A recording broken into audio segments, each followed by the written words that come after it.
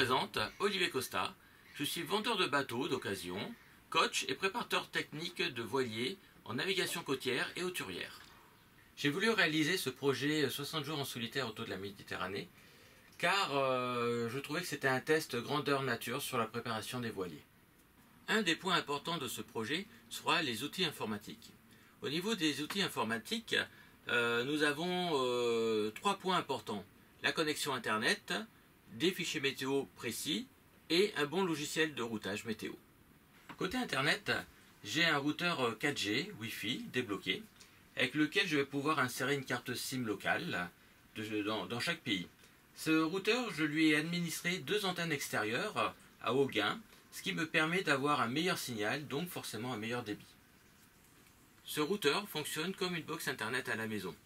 On va pouvoir donc télécharger nos fichiers météo, les météos que l'on veut, et en plus toute la famille va pouvoir se connecter à internet comme à la maison et pouvoir partager des photos, envoyer des vidéos ou même se mettre en vidéoconférence avec des applications comme Skype. Comptez environ 30 € par mois pour une carte SIM locale. Côté météo, il existe 2 styles de fichiers, des fichiers gratuits ou des fichiers payants.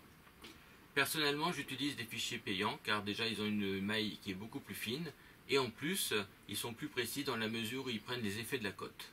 Comme on peut le voir dans cet exemple, ici dans le golfe de Patras où c'est très montagneux, on voit très bien la différence. Plus de 20 nœuds avec un fichier à maille fine et seulement 10 nœuds avec un fichier gratuit.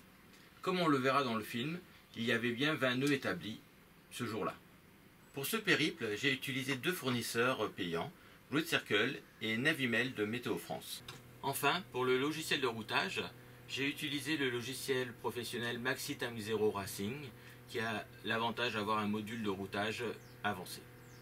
C'est donc grâce à cette triple combinaison, une bonne connexion internet pour récupérer des bons fichiers météo, des fichiers météo payants et beaucoup plus précis, et un bon logiciel de routage qui m'a permis d'optimiser toutes mes traversées afin de pouvoir naviguer un maximum à la voile et éviter aussi le mauvais temps au cas où.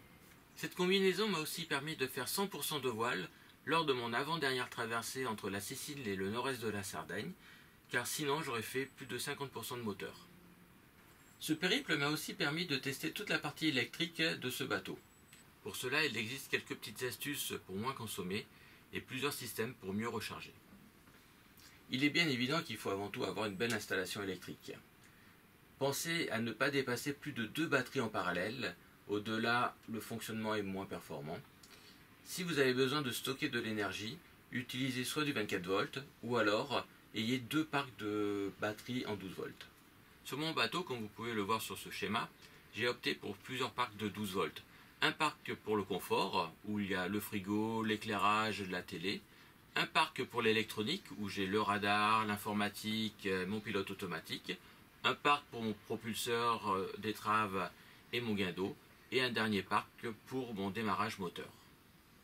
En cas de défaillance avec la batterie moteur, j'ai la possibilité de la mettre en parallèle avec un de mes parcs de service, grâce à un relais que j'actionne par un bouton poussoir.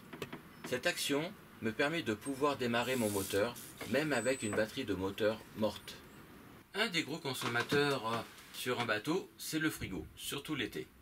En augmentant son isolation à l'intérieur de 2 cm de mousse polystyrène expansée et recouvert d'une plaque d'aluminium, on arrive à gagner environ entre 20 et 30% d'énergie sur le frigo. L'utilisation d'un compresseur refroidi par eau de mer permet aussi un meilleur rendement. Les ampoules LED se sont bien généralisées. N'hésitez pas à en installer partout sur votre bateau, même à l'extérieur sur les feux de navigation, les feux de mouillage et pourquoi pas les projecteurs de pont. Côté électronique, c'est pas toujours évident de pouvoir réduire la consommation. Mais par exemple, sur un pilote automatique, on peut par exemple essayer de réduire un petit peu le temps de réponse. Sur un radar, on peut le mettre en veille pour qu'il puisse tourner toutes les 5 minutes. Et sur un PC, il faut un PC ce qu'on appelle low voltage, basse consommation, avec un disque dur SSD qui consomme moins de courant. À bord, j'ai un tout petit PC entièrement dédié à la navigation avec mon logiciel de routage et de navigation Maxi Time Zero Racing et mes logiciels de météo, Navimail et Squid. Ce PC ne va jamais sur internet, donc pas besoin d'antivirus, qui travaille toujours en tâche de fond et qui fait consommer plus le PC. Ici, un simple PC suffit. Avec un écran LED déporté, je peux l'éteindre quand je veux, et donc consommer moins de courant en navigation. Un autre avantage, c'est que si j'utilise l'alarme mouillage sur mon logiciel de navigation, je peux laisser le PC allumé, mon écran éteint, et ne consommer alors pas moins de 1 ampère par heure. Un des autres avantages du PC, c'est l'assurance d'avoir toujours les dernières versions des logiciels de navigation ou de météo, grâce aux mises à jour des logiciels. Avec une passerelle Wi-Fi, vous pouvez aussi avoir sur votre tablette votre écran d'ordinateur et pouvoir la mettre à l'extérieur dans votre cockpit. C'est pour toutes ces raisons que j'ai opté pour le PC. Mise à jour des logiciels, faible consommation, routage météo et téléchargement des fichiers météo. Une fois qu'on a bien tout optimisé pour moins consommer, il faut maintenant mieux recharger. Une batterie classique se charge entre 14,2 et 14 volts 4 au maximum. Au port, aucun problème. Avec nos chargeurs, on va pouvoir les charger correctement. Par contre, en mer, on va avoir un autre souci, c'est nos alternateurs. Nos alternateurs ne chargent qu'à 14,2 volts. Mais lorsqu'on met un répartiteur de charge pour charger plusieurs packs de batterie, ce répartiteur classique va manger à peu près 0,5-0,6 volts. Donc automatiquement nous allons avoir une charge à 13 volts 5, 13 volts 6. Ce qui fait qu'en fait nos batteries ne sont chargées qu'à 70%, 75% au lieu de 100%. Pour pouvoir recharger nos batteries à 100%, il faut commencer par avoir un répartiteur de charge électronique sans chute de tension. Ensuite, si on a la possibilité de pouvoir mettre des régulateurs électroniques sur les alternateurs, ceci permet de booster un petit peu l'alternateur et de pouvoir le charger à 14 volts 4, 14 volts 5, 14 volts 6. Donc on va plus avoir de chute de tension et automatiquement on va pouvoir charger nos batteries à 100%. Une petite astuce aussi pour pouvoir recharger un peu plus vite, surtout à bas régime, c'est de mettre une poulie, soit une poulie plus petite sur l'alternateur, soit une poulie plus grande sur le moteur. Ce nouveau rapport de démultiplication permettra à l'alternateur de tourner un peu plus vite à bas régime. Attention à ne pas dépasser la vitesse maximum autorisée par l'alternateur par le fabricant. Je vais donc maintenant vous laisser découvrir mon film des 60 jours en solitaire autour de la Méditerranée. Ce film, vous allez découvrir quelques avaries que j'ai eues et surtout quelques astuces qui m'ont permis de pouvoir naviguer dans des meilleures conditions. Je vous souhaite bon visionnage et à très bientôt. Merci.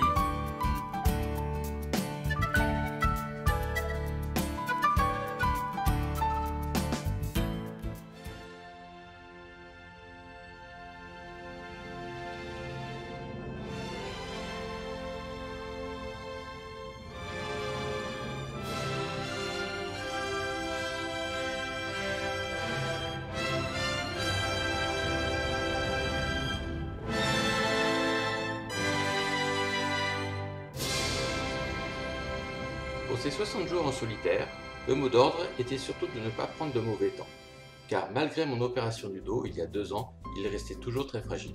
C'est donc par des conditions anticycloniques que j'allais aborder ma première traversée entre Port Fréjus et Propriano.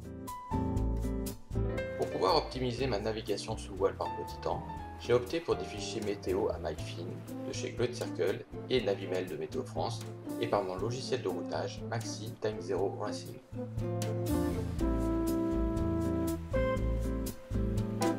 Finalement, cette traversée de 140 000 nautiques sera réalisée en 30 heures, dont 13 heures à la voile. Ce projet commencera par une préparation physique pour renforcer mon dos. Des séances de gainage et de piscine seront réalisées 4 fois par semaine pendant 1 an.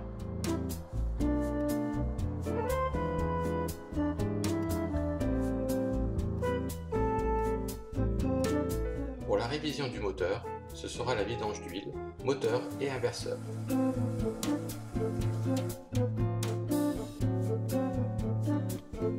Ensuite, le changement des pré-filtres et filtres gasoil et filtres à huile.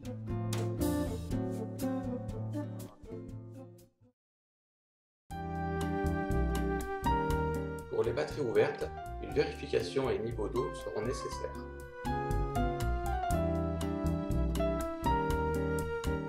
Une vérification du gréement est à effectuer. Un soin détaillé sera apporté au niveau des barres de flèche, sertissage et ridoirs.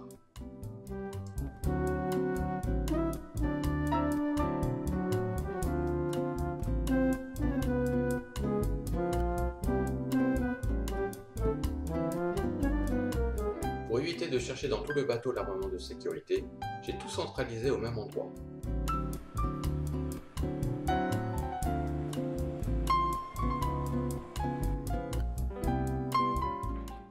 carénage et le graissage de l'hélice Max propre sera réalisé juste avant mon départ au chantier naval de Port-Fréjus. Pour cette deuxième grande étape entre le nord-est de la Sardaigne et Ponza, les conditions anticycloniques étant toujours présentes, une météo à mailles fines et plus précise est de vigueur.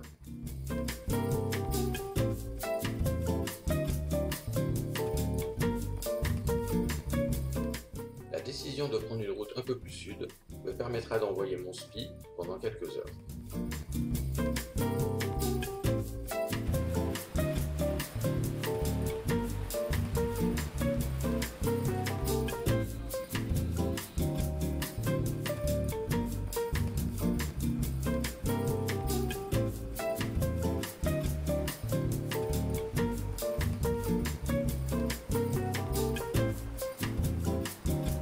À bord, 3 systèmes d'anticollision, l'alarme radar, l'alarme AIS et un Active Echo me permettant d'amplifier mon écho des autres radars. Ces 3 alarmes sont amplifiées par un buzzer très puissant de 110 dB. Un des gadgets que j'aime bien, ce sont mes télécommandes sans fil, très pratiques en solitaire. Ici, c'est celle de mon propulseur d'étrave, me permettant de bien contrôler ma pointe avant, même sans être à la barre. Très pratique, surtout avec du vent.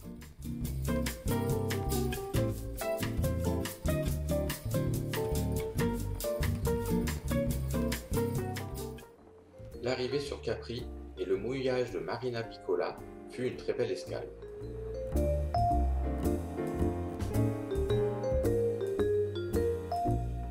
L'installation de mon bureau et le passage entre les îles Faraglioni restent somptueux.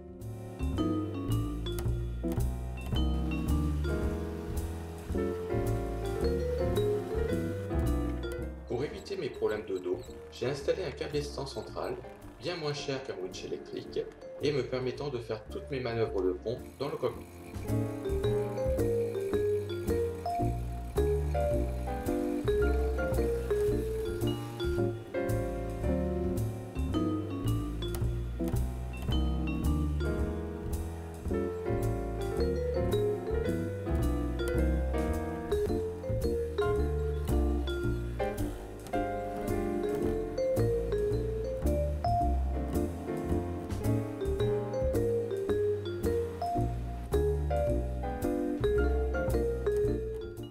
Port d'Amalfi et sa vieille ville.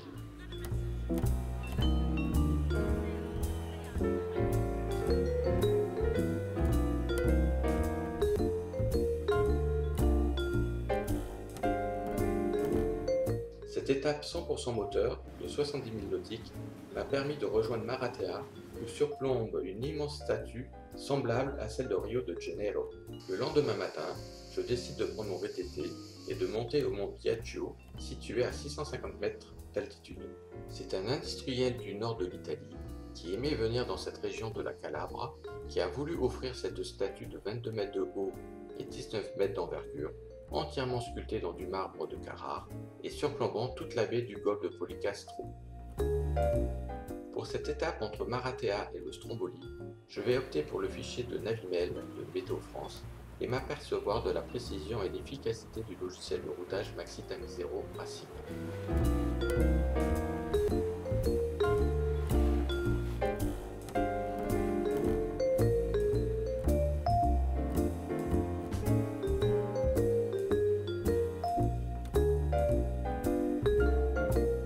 C'est vers 13 h que je vais m'apercevoir que mon virement va s'effectuer exactement là où mon logiciel de routage me l'avait indiqué.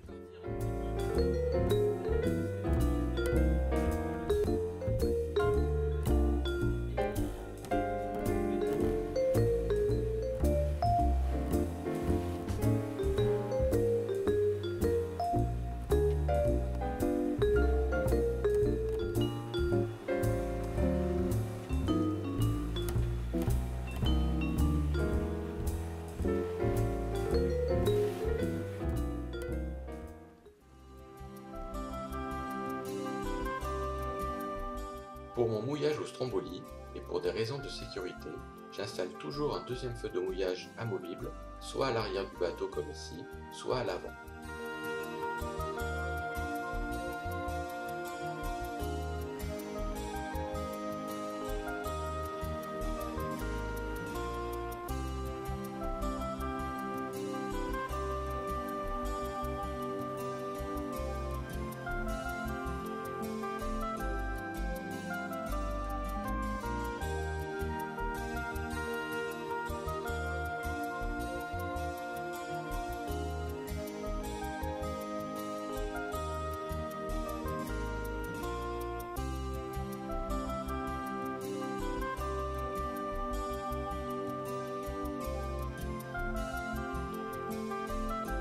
Cette descente sous spi vers Vulcano marquera mon erreur fatale sur l'affalage du spi.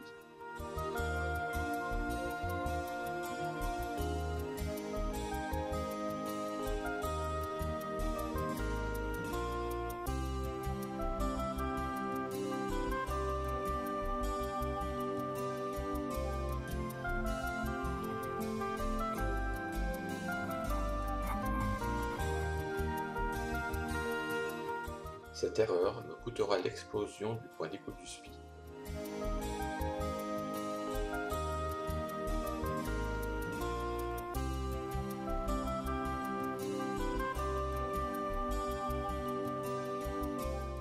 Après une escale sur Vulcano pour trouver un maître voilier, je me suis vite rendu à l'évidence qu'il fallait que je prenne la décision de le recoudre moi-même.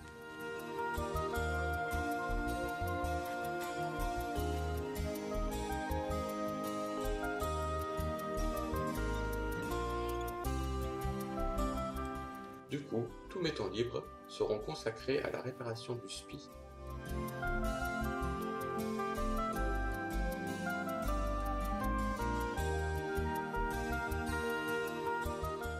La prise de la marée sera très utile pour le passage de Messine, car je voulais absolument passer en marée descendante pour bénéficier du courant dans le bon sens.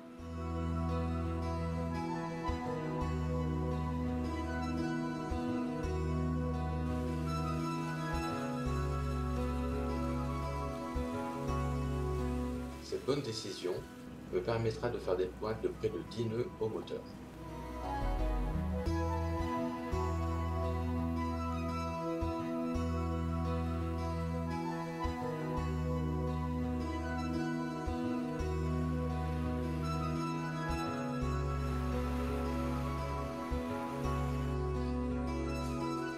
Avant de traverser pour la Grèce, la visite de Taormina s'imposait, avec sa rue piétonne et commerçante, son théâtre romain et ses jardins.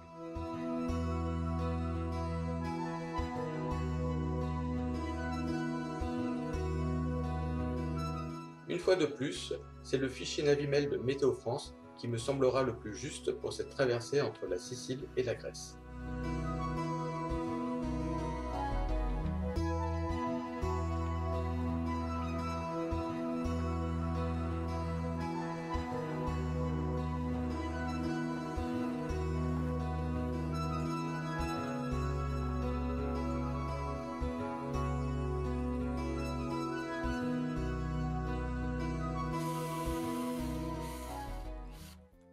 Cette traversée m'aura permis de finir la couture du spi.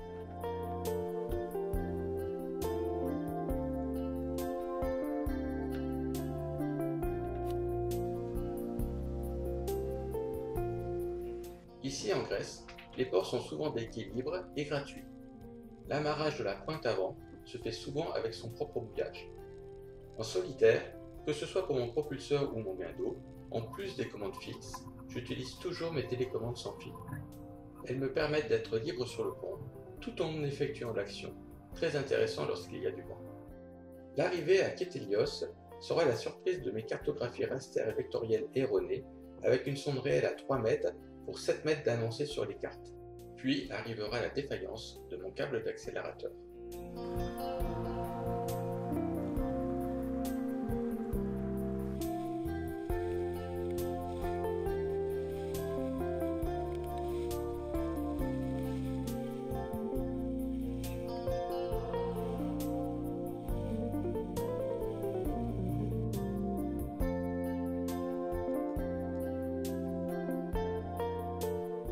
Ne pouvant plus désaccélérer, il fallait que je trouve vite une solution pour réduire les gaz. Un système de ballon fera l'affaire, le temps de trouver un nouveau câble.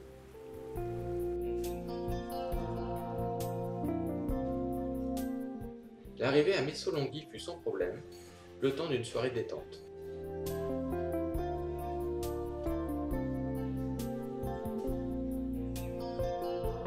N'ayant pas trouvé de câble, les tendeurs feront l'affaire pour automatiser mon système.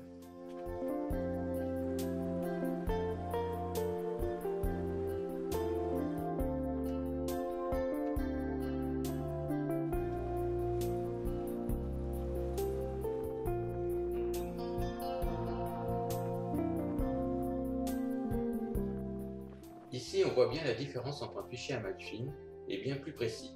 Ce fichier WRF-Gress de Great Circle annonce 20 nœuds de vent dans le canal de Patras, alors que le fichier gratuit annonce seulement 10 nœuds de vent.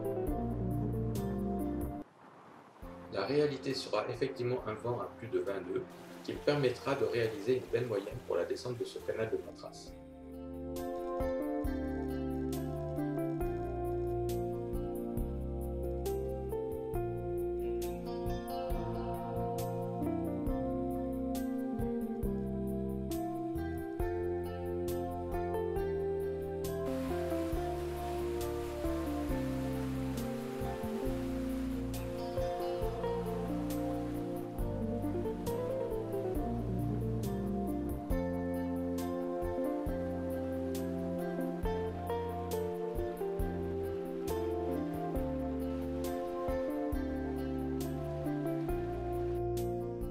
À l'extrême nord de la Céphalonie se trouve le port de pêche et de plaisance de Fiscardo.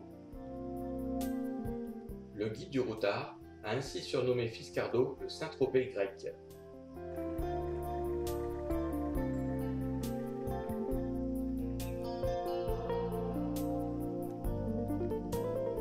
Une petite traversée sans souci pour rallier Laka, me permettant de déjeuner mon plat de pâtes habituel sur le pont.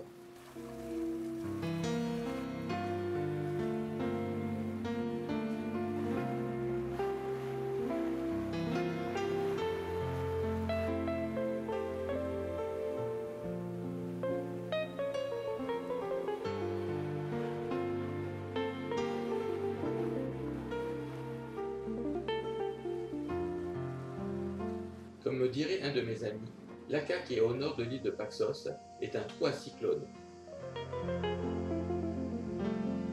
Effectivement, ce petit paradis à eau turquoise semble être un abri naturel extraordinaire.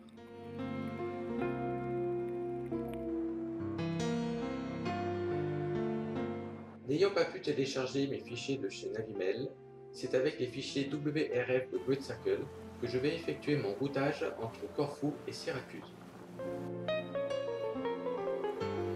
Il s'avérera relativement bien précis.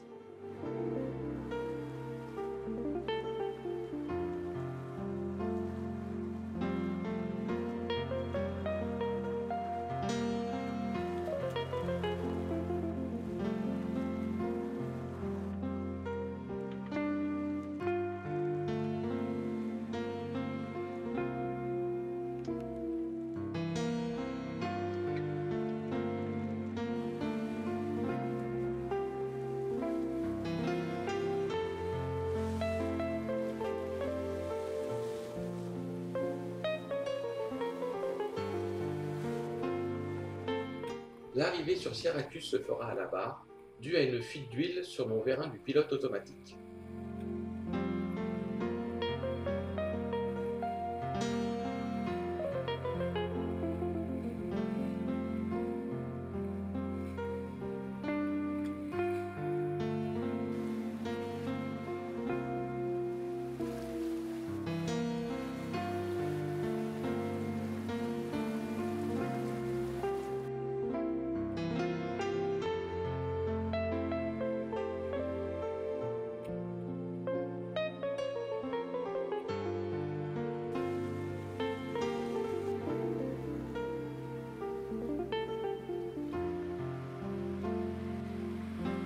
Syracuse fera l'objet d'une petite escale de quelques jours, le temps de visiter la ville, mais aussi de réparer mon vérin du pilote automatique.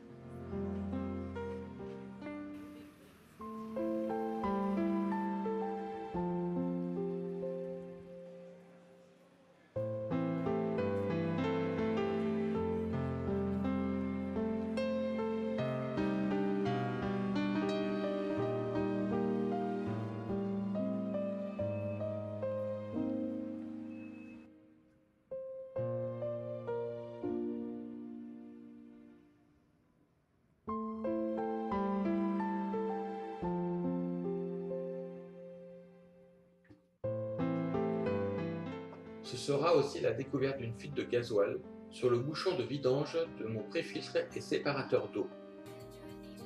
Celui-ci sera réparé avec de l'araldite.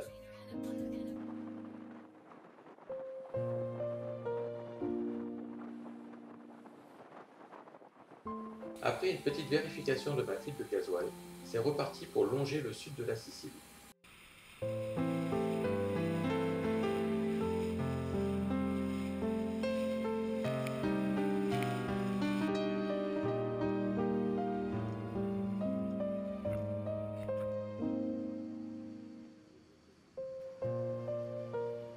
La petite ville de Siaca fera l'objet d'une escale de 24 heures.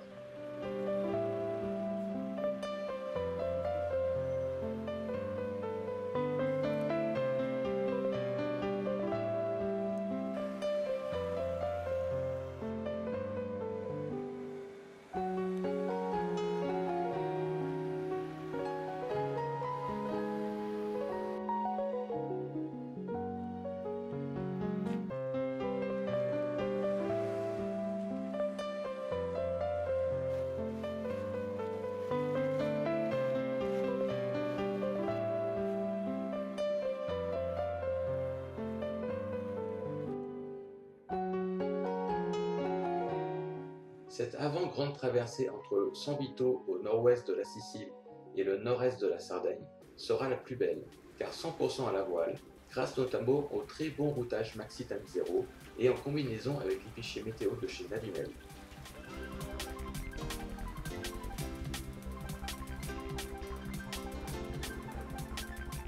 Mes temps libres sont toujours occupés par mon gainage quotidien pour consolider mon dos et un peu de travail.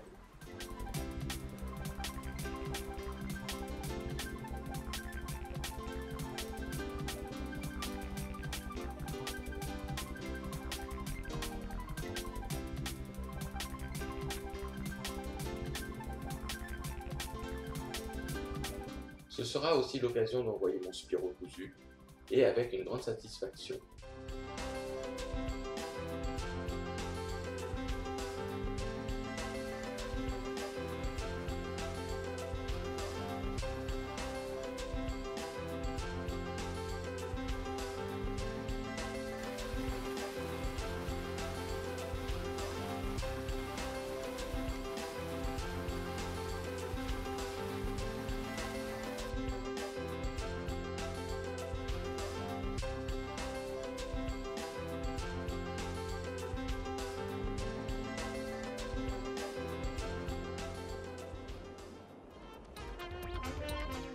Grâce au plan de voilure donné par Maxi Time Zero, je connaissais à l'avance toutes les conditions de ma traversée.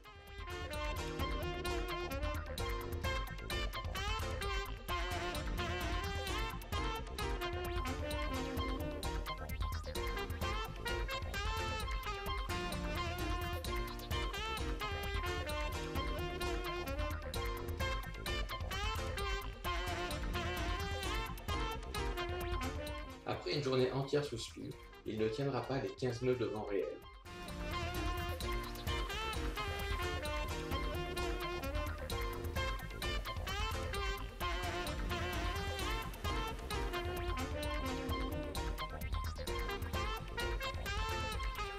Comme prévu, l'arrivée se fera par un nord-ouest soutenu au nord-est de la Sardaigne.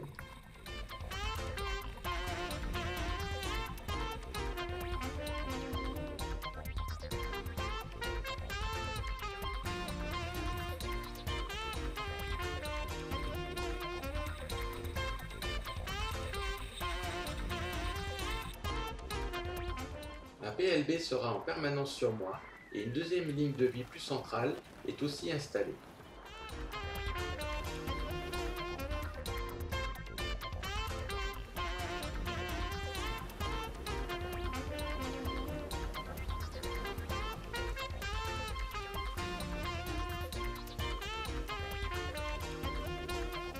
La remontée de la Corse se fera tranquillement, profitant d'escales comme Cargès.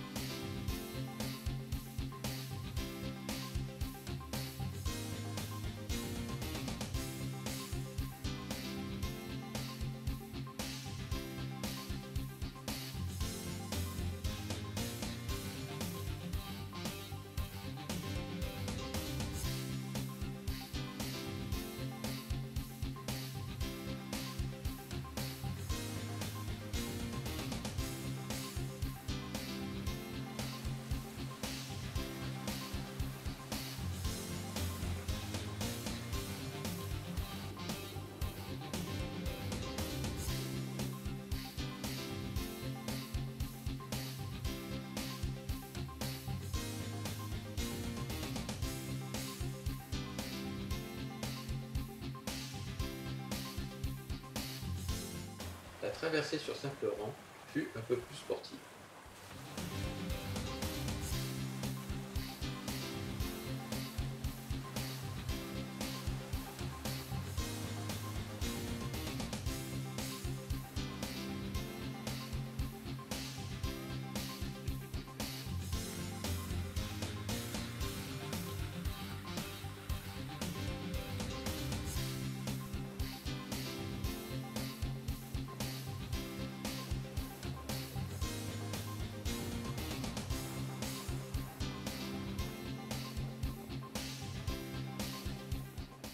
Avant mon retour sur Port-Fréjus, c'est l'occasion de profiter des magnifiques plages du désert des Agriates et d'un dernier mouillage.